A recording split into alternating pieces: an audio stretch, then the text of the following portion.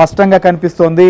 గతంలో blue media ద్వారా కూడా 3 తర్వాత పెన్షన్లు అని చెప్పి ప్రచారం చేసి ఇప్పుడు సోషల్ మీడియాలో కావచ్చు, వాయిస్ మెసేజ్ల రూపంలో, లేకపోతే వాలంటీర్లు కావచ్చు, కొంతమంది కార్యకర్తల ద్వారా అటు వృద్ధుల్ని, ఒంటరి మహిళల్ని కావచ్చు, వికలాంగుల్ని ఇలా సామాజిక భద్రతా పెన్షన్లు పొందుతున్నటువంటి వారిని భయాందోళనకు గురి చేస్తూ అబండాలు మోపేటువంటి కుట్ర కూడా జరుగుతుంది. సో నాయుడు చెప్పండి, ఉత్తరాంధ్రలో దీనికి సంబంధించి కూడా అటు లబ్ధిదారులు కావచ్చు ఏమంటున్నారు?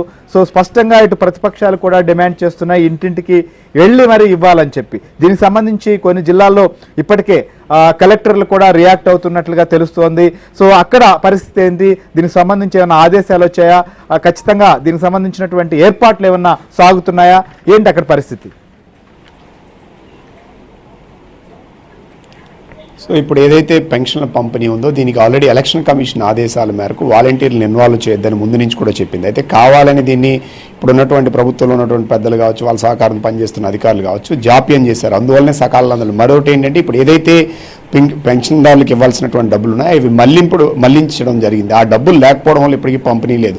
అయితే ఇప్పుడు ఏదైతే వాలంటీర్లను ఇందులో ఇన్వాల్వ్ కాకుండా చేయాలని చెప్పి ఎలక్షన్ కమిషన్ ఆదేశాలని ఇప్పుడు విపక్షాలు ఏవైతే ఉన్నాయో కూటమి సభ్యులు ఇదంతా చేశారని చెప్పి వైసీపీ విష ప్రచారం చేస్తుంది. నిన్న విశాఖపట్నంలో కూడా మంత్రి బొత్స కావచ్చు కొంతమంది నేతలతో మీడియా సమావేశం పెట్టించి ఇదంతా కూడా విపక్షాలే చేస్తున్నాయి, వాళ్ళే చేయిస్తున్నారు, వాళ్ళే వెనుకొని చేయిస్తున్నారని చెప్పి ఒక విష ప్రచారం చెబుతున్నటువంటి పరిస్థితి కనిపిస్తుంది. దాన్ని ఈరోజు వాళ్ళ మీడియాలో కూడా ప్రధానంగా ప్రచారం చేసి సో విపక్షాలుగా ఉన్నటువంటి టీడీపీ, జనసేన అలాగే ఇప్పుడు ఎవరైతే బీజేపీ వీళ్ళంతా కలిపే చేస్తున్నారని ఆరోపణలు చేస్తున్నారు. అయితే ఇప్పటికి కూడా అవి ఇంకా దానిపైన పూర్తి స్థాయిలో స్పష్టత రావాలి. ప్రతి గ్రామంలో సచివాలయంలో 8 నుంచి 10 మంది ఉద్యోగులు ఉంటారు. వీళ్ళు పంపిణీ చేయడానికి చాలా సులువైన పద్ధతి, కానీ కావాలనేది అంతా చేస్తున్నారని చెప్తున్నారు. అయితే ఇప్పుడు కొంతమంది పెన్షన్దారులు ఉన్నారు, అలాగే టీడీపీ పార్లమెంట్ పార్టీ అధ్యక్షుడు కూడా ఉన్నారు. సార్ చెప్పండి, ఇప్పుడు మీ మీద విష ప్రచారం చేస్తున్నారు, సో మీరే కావాలని ఇదంతా ఆపించారు, ఎలక్షన్ కమిషన్లో కానీ కంప్లైంట్స్ కానీ పెట్టి చేయించారంటున్నారు, ఏమంటారు? అందరికీ నమస్కారం. చాలామంది పెద్దలు సామెత చెప్తారు, చేతగానమ్మ ఊరంతా కూడా తనకు చేత కాదు పనిచేయడం, ఊరంతా జల్లిందంట తన ఇన్ఎబిలిటీ. అట్లాగా ఇక్కడ ప్రభుత్వానికి నిధులు లేకుండా చేసుకున్నారు వీళ్ళు. రకరకాల ఫండ్స్ అన్నీ పోగేసి ఆసరా అని, లేకపోతే అమ్మఒడి అని, లేకపోతే రైతు బంధు అని, లేకపోతే మిగతావన్నీ కూడా ఇవ్వాల్సిన పథకాల డబ్బులన్నీ కూడా సుమారు 1300 కోట్ల రూపాయలు పోగుపెట్టి వాళ్ళ యొక్క అనుయులు ఎవరైతే కాంట్రాక్టులు చేశారో వాళ్ళకి బిల్లు ఇచ్చారు. ఇప్పుడు ఖజానా ఖాళీ అయిపోయింది. ఖజానా ఖాళీ అయినప్పుడు డబ్బులు ఇవ్వడానికి, కానీ ఒరిజినల్గా వాళ్ళు ఇవ్వాలంటే ఈవేళ 135,000 మంది గ్రామ సచివాలయ సిబ్బంది ఉంది. వాళ్ళు ఏం పీక్తారండి? ఆఫీసులో కూర్చొని 10 మంది 15 మంది గోలు గిల్లుకొని ఫోన్లు చూసుకొని ఫోన్లో ఆటలాడుకోవడం తప్పితే ఏం పని లేదు. 2-3 పనులు తప్పితే ఈ 10 మందికి పని లేదు. ఏం చేస్తారు వాళ్ళు? వాళ్ళ చేత ఈవేళ పెన్షన్ మీరు పంపించవచ్చు కదా 1వ తారీఖున. కేవలం ఇది ప్రతిపక్షాల మీద బురద జల్లాలి, వాళ్ళ వల్లే ఇది ఆగిపోయాయని చెప్పి ఒక క్యాన్వాసింగ్ కోసం. రేపు ఎన్నికలు ఉన్నాయి కాబట్టి వాళ్ళే ఆపేశారు, మేమేం చేస్తాం? ఒరిజినల్గా వాళ్ళ ఖాతాలో డబ్బులే లేవు. డబ్బులు లేకుండా ఆర్భాటం చేస్తున్నాడు. 300 కోట్లు లేవని ఇవాళ చాలా టీవీలు పత్రికలు గోల పెట్టాయి. మిగతా డబ్బులన్నీ కూడా వేరే కాంట్రాక్టులకు పేమెంట్లు ఇచ్చేసి 3వ తారీఖు మేము పెన్షన్. ఇదంతా టీడీపీ, జనసేన, బీజేపీ చేశాయి. వీళ్ళే వెనకుండి కంప్లైంట్లు పెట్టించి చేయించారు. నిన్న ఆల్రెడీ నిన్న పెందుర్తిలో కూడా చాలా మంది వాలంటీర్లతో రాజీనామాలు చేయించారు. జగన్ సొంత డబ్బులు ఇచ్చి కార్యకర్తల్లో పెట్టుకోమండి, ఆ డబ్బు ఇవ్వమనండి, అప్పుడు ఆ చేత పనిచేసుకోమనండి. ఇప్పుడు వాలంటీర్లు అనేవాళ్ళు ఇంటింటికి వెళ్ళి వాళ్ళని గవర్నమెంట్ సొమ్ముతో ఉద్యోగాలుగా వేసుకున్న వ్యక్తి వాళ్ళని ఎలా వాడతారండి క్యాన్వాసింగ్కి? వీళ్ళు పెన్షన్ ఇచ్చి వచ్చేస్తే పర్వాలేదు, ఈ పెన్షన్ జగన్ వల్ల వస్తుంది, జగన్ రాకపోతే మీకు ఇంటింటికి రాదు ఈ పెన్షన్ 1వ తారీఖుకి. ఇటువంటి క్యాన్వాసింగ్ చేస్తున్న వాలంటీర్లు మనం ఎలా భరిస్తామండి? ఇది fair and what we call fair and fair elections జరగాలి ఇవన్నీ కూడా.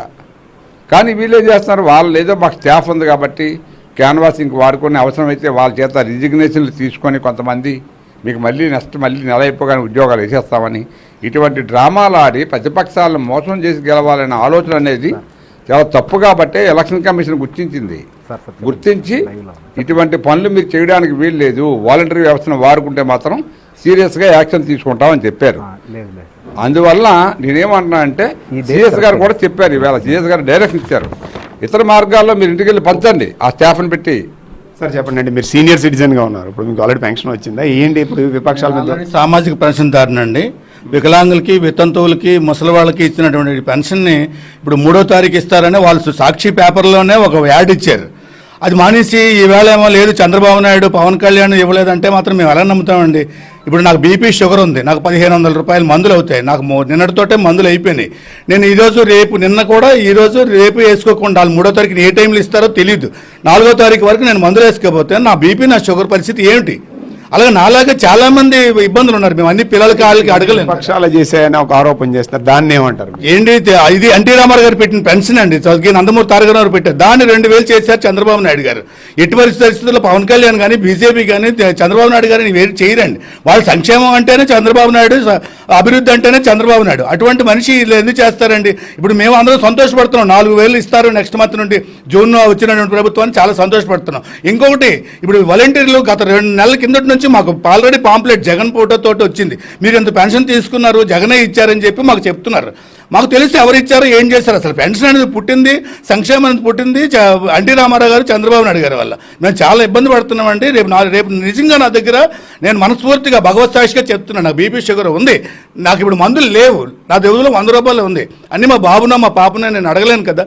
నా పరిస్థితి ఏంటి? నేను ఆర్థికంగా చాలా ఇబ్బంది, నాకు ఏ గవర్నమెంట్ పెన్షన్ లేవు, నాకు ఏ ఆస్తులు లేవు, ఏమీ లేవు, నేను చాలా ఇబ్బంది పడుతున్నాను. నాకు ముఖ్యంగా ఈ వచ్చిన డబ్బులు చంద్రబాబు నాయుడు గారి టైం నుండి నాకు పెన్షన్ వస్తుంది. వచ్చిన డబ్బులు నేను కేవలం నేను మందులకే ఎక్కువగా వాడుకుంటున్నాను. మిగతా అన్నమో గెంజో ఏదో తాగుతాం, ఎలాగో బ్రతుకుతాం. కానీ ఈ పెన్షన్ లేకపోవడం మేము చాలా బాధపడుతున్నాం, చాలా ఇబ్బంది పడుతున్నాం.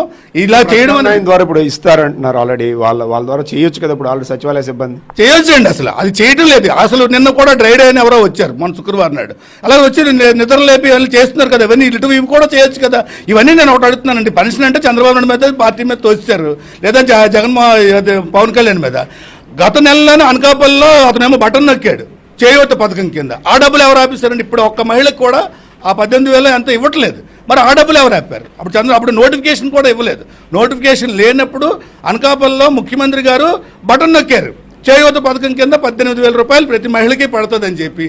ఈ రోజు వరకు అది ఎవరికి ఇవ్వలేదు. అది ఎవరు అడ్డుకున్నారు? ఇది కావాలని తెలుగుదేశం పార్టీ మీద బదనాం చేద్దామని, పవన్ కళ్యాణ్ గారిని, బీజేపీని, కూటమిని అధ్యయనం చేద్దామని ఈ కంత్రి అవుతున్నాడు కదా, సకల శాఖల కంత్రి ఈ సజ్జల రామకృష్ణారెడ్డి ఇచ్చిన సలహాలతోటి ఈ సైకో ముఖ్యమంత్రి చేస్తున్న కార్యక్రమాలు ఇంకొక 4 రోజుల్లో ఉంది.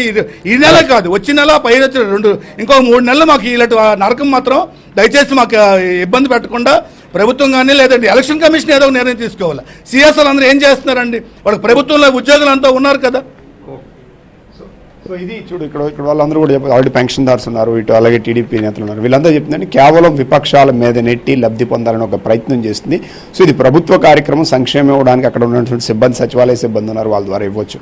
కానీ అలాంటి ప్రత్యామ్నాయంగా ఆ దిశగా ఆలోచించుకుని ఇప్పుడు కేవలం విపక్షాలు ఇదంతా చేశారని ఒక అస్త్రంగా మార్చుకుని దాన్ని చేస్తున్నారు. ఇప్పుడు ఎవరైతే వాలంటీర్లు ఉన్నారో వీళ్ళంతా కూడా మెజార్టీ వైసీపీ కార్యకర్తలు వ్యవహరిస్తున్నారు కాబట్టి ఎలక్షన్ కమిషన్ పక్కన పెట్టింది. సో దాన్ని కూడా వీళ్ళు రాజకీయానికి వాడుకునేటువంటి ప్రయత్నం చేస్తున్నారు. ఇది సరైన పద్ధతి కాదని చెప్పి నేతలు చెప్తున్నటువంటి పరిస్థితి. రైట్ నాయుడు చూస్తున్నాం. ఏదైతే పెన్షన్ తీసుకునేటువంటి లబ్ధిదారులు కూడా మాట్లాడుతున్నారు, ఖచ్చితంగా ఇది మమ్మల్ని ఇబ్బంది పెట్టేదానికి ఈ రకంగా చేస్తున్నారు తప్ప మరొక ప్రయత్నం కాదు. గతంలో కొన్ని సంక్షేమ పథకాలకు సంబంధించి బటన్ నొక్కినవే కుటుంబ సభ్యులకి ఇంకా కొన్ని చోట్ల డబ్బులు పడినటువంటి పరిస్థితులు చాలా మందికి పడలేదు.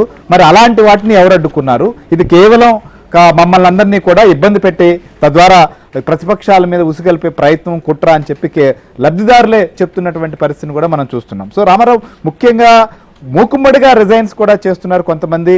ఏంటి అసలు వాళ్ళేమో చెప్తున్న రీజన్స్ అయితే మాత్రం అసలు ఖచ్చితంగా ఏదో ప్రస్తుతం జరుగుతున్న పరిణామాలని వీటిని